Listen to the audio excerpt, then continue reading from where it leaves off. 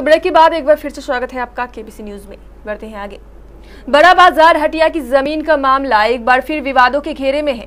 हटिया के दुकानदारों ने इस संबंध में जिलाधिकारी प्रकाश कुमार को एक आवेदन देकर हस्तक्षेप की गुहार लगाई है। दुकानदारों का कहना है कि वो नहीं जानते कि उनका असली मालिक कौन है, नगर निगम, बाजार समिति, बिहार सरकार या कोई और। दुकानदारों ने जिला प्रशासन से इस संबंध में हस्तक्षेप कर उनसे एक उचित फैसला कर देने की मांग की है। साहब से हमारा रिक्वेस्ट यही है कि हम लोग का कौन मालिक है, इस चीज को बताया जाए कि हम लोग किसके अंदर में है कि नहीं है। अगर कोई मालिक नहीं है तो हम लोग को सब दुकानदार को बंदोबस्ती करके हम लोग को दे दिया जाए, हम लोग कर देने के लिए तैयार है। मतलब जमीन है किसका? नगर जमीन दी तो हम लोग के अंदाज से बिहार सरकार की है। हम लोग जान रहे बिहार सरकार है और आदमी बोलता है कि मेरा, इससे हम तो मानेंगे नहीं। इसलिए सर से आवेदन कर रहे हैं कि हम लोग को बतावे कि इसका मालिक कौन है। अगर कोई मालिक नहीं है, सरकार बिहार सरकार है, तो हम लोग को बंदोबस्ती करके दे दिया कि हम लोग के दाम से बंदोबस्त नहीं किया गया है और आदमी सब आते हैं तो बोलता है कि मेरा प्रॉपर्टी है, हम इसको खरीद चुके हैं, नहीं तुम लोग दुकान खाली करो, नहीं तो कुछ भी हो सकता है।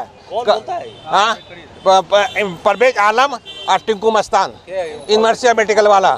कि नगर निगम के द्वारा जो कई बार एग्रीमेंट किया गया है, सारा पेपर कई बार ये हो चुका है, उनको बंदोबस्ती किया जाए।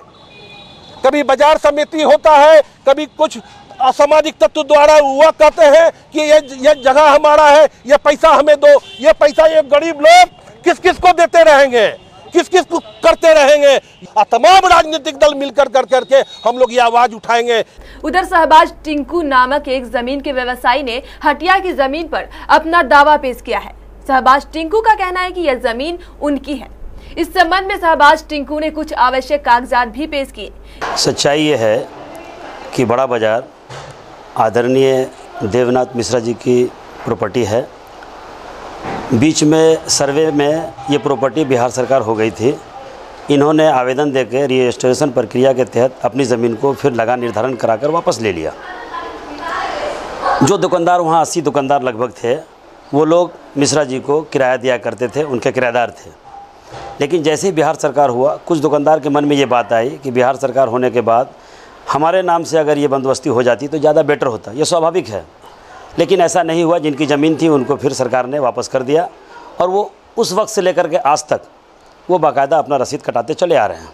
यहाँ तक कि नगर निगम का भी वो रसीद कटाते चले आ रहे हैं। इसी को देखते हुए मिश्रा जी ने दुकानदार को अप्रोच किया कि भाई मेरे आप किराया दो, तुम मेरे किराएदार हो। उन्होंने देने से इनकार किया, किसी वजह से इनकार किया, उसमें मुझे जाना नहीं है। लेकिन मैं 12/3/2015 को उनको मालिक मानते हुए, चूँकि सरकार इनको मालिक मान रही है और कोर्ट इनको मालिक मान रही है, तो मेरा भी फ़र्ज़ बनता है कि मैं इनको मालिक मानूं। मानते हुए मैंने इनसे 12/3/2015 को रजिस्ट्री कराया।